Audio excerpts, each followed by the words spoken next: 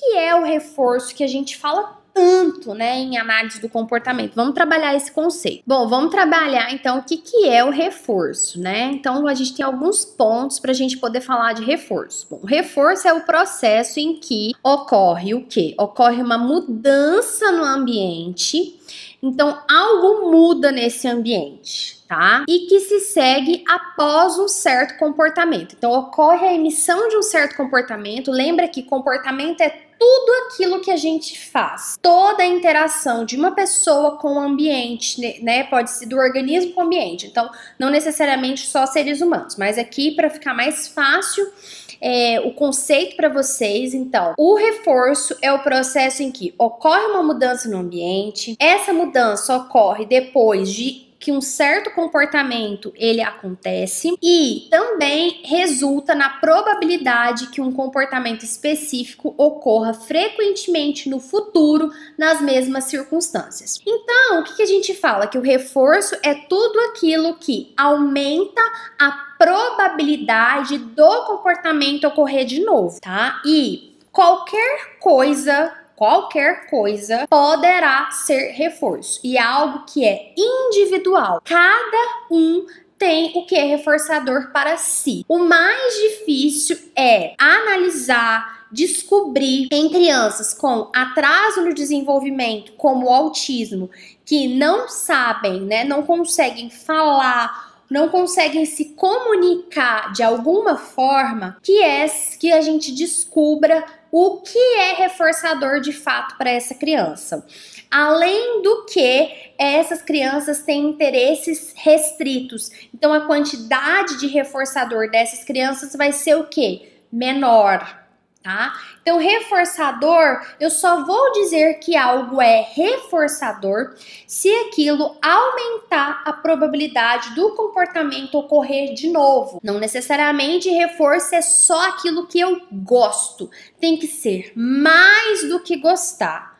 Tá? Eu tenho que emitir aquele comportamento de novo em circunstâncias semelhantes. E aí, o que acontece, né? As mudanças no ambiente que ocorrem seguidas do comportamento é o que a gente chama de reforço. O que acontece? Por definição, o reforço, ele aumenta um comportamento. Então, aquilo que eu falei, o reforço, ele tende ao quê? Fazer com que aquele comportamento ocorra novamente nas circunstâncias similares. Nós temos muitas vezes aquela fala de que o reforço ele não funciona.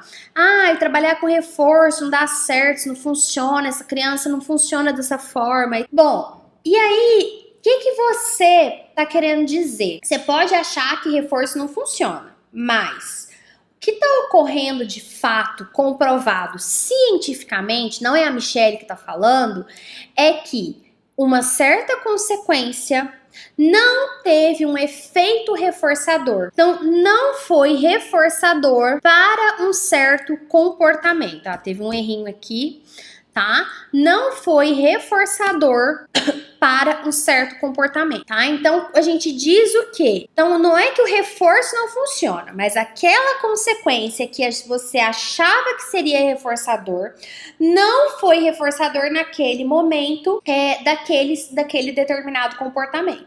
Então, às vezes você fala, o tablet não funcionou hoje, o tablet não é mais reforçador. Olha, não é que ele não é mais reforçador, mas naquele momento ele não teve uma consequência reforçadora como já teve outras vezes. Então, são coisas que são muitas vezes muito sutis.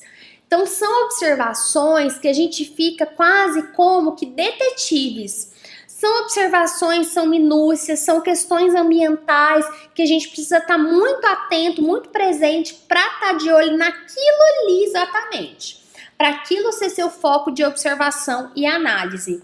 Então, muitas vezes a coisa não é preta no branco, 880. São muitas variáveis que estão ali naquele ambiente que você precisa observar para entender o que é o não reforçador. Então, quando a gente vai pensar no porquê que algo foi ou não reforçador, é importante a gente saber o quê? Que qualquer mudança no ambiente seguida de um comportamento pode ter um efeito reforçador. Então foi o que eu falei, são as minúcias que a gente observa. E é importante esclarecer que a gente não reforça a criança. Você não está reforçando a criança. Você não está reforçando o seu marido, a sua mãe, o seu colega de trabalho. Você vai estar reforçando o comportamento X da criança, o comportamento X do seu marido, o comportamento X do seu colega de trabalho. Então a gente não reforça a pessoa, a gente reforça o comportamento da pessoa. Por exemplo, o comportamento de lavar a louça é reforçado por mim dando algo que é muito reforçador para essa pessoa, por exemplo, uma comida japonesa, tá certo? Então a gente precisa estar atento a isso. Nós temos alguns tipos de reforçadores. Quais são os tipos de reforçadores que nós temos? Nós temos reforçadores primários.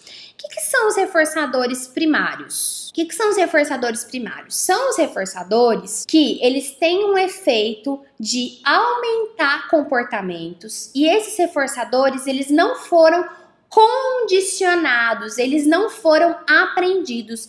Nós já nascemos tendo aquilo como reforçador por questões biológicas, fisiológicas, né? Então, exemplo, as comidas e as bebidas. Pelo menos as comidas e bebidas básicas, nós temos aí como reforços primários, porque para nossa sobrevivência, nós precisamos beber e comer. Então, esses são reforçadores que são primários. Nós estamos ali, nós não aprendemos, mas aquilo é fruto das nossas necessidades básicas.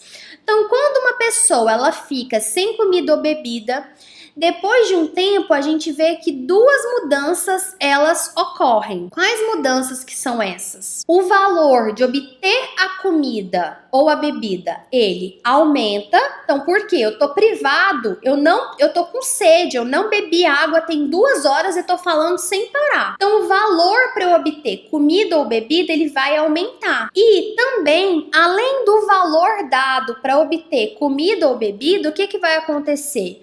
Os comportamentos que previamente eles aconteceram, que eles ocorreram e que deram acesso à comida, tendem a ocorrer novamente. Então, se é, por exemplo, eu ligar lá no iFood para pedir uma comida, esse comportamento no passado me trouxe comida, logo eu tendo a fazer de novo. Se uma criança chora para obter comida e no passado ela conseguiu comida chorando, ela tenderá a chorar novamente. Então, todas essas são relações e análises que eu preciso entender, que eu preciso ficar presente na hora de eu analisar e controlar todas essas circunstâncias para entender quais são os reforçadores e quais são as motivações de cada criança. E aí, o que acontece? Muitas vezes, o que acontece? Eu tenho problemas de comportamento para pessoas com atraso de desenvolvimento,